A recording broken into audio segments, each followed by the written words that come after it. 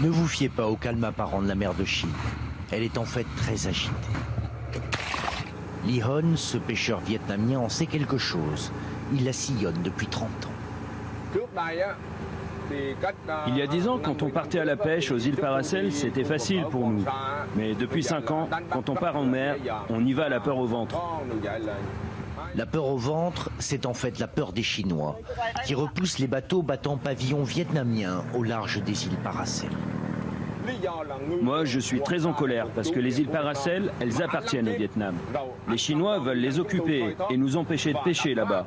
Et pour ça, ils utilisent la violence et parfois même détruisent nos bateaux.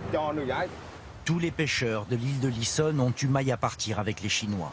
C'est une véritable bataille navale qui se joue ici. Sur ces images en vert, le navire chinois ne fait qu'une bouchée du vietnamien coulé en pleine mer.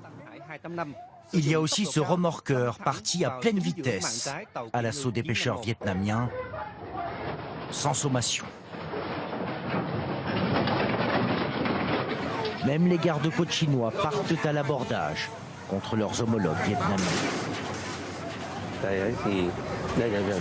Je dénonce avec gravité ces actions de la Chine qui est en train d'occuper illégalement les îles Paracel et les îles Spratly.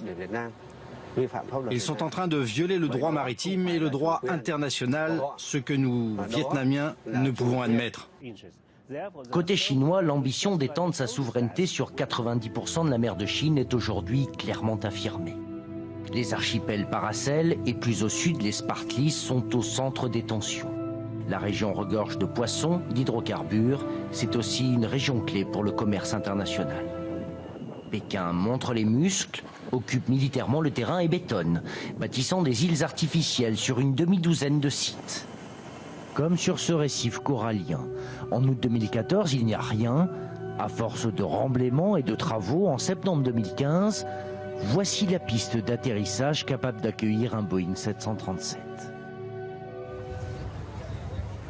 Face à cette escalade, le Vietnam a même demandé l'appui de son ennemi d'hier, les États-Unis, accentuant la rivalité entre Pékin et Washington, les seules puissances à même de jouer un rôle de gendarme, en tout cas dans cette région du monde.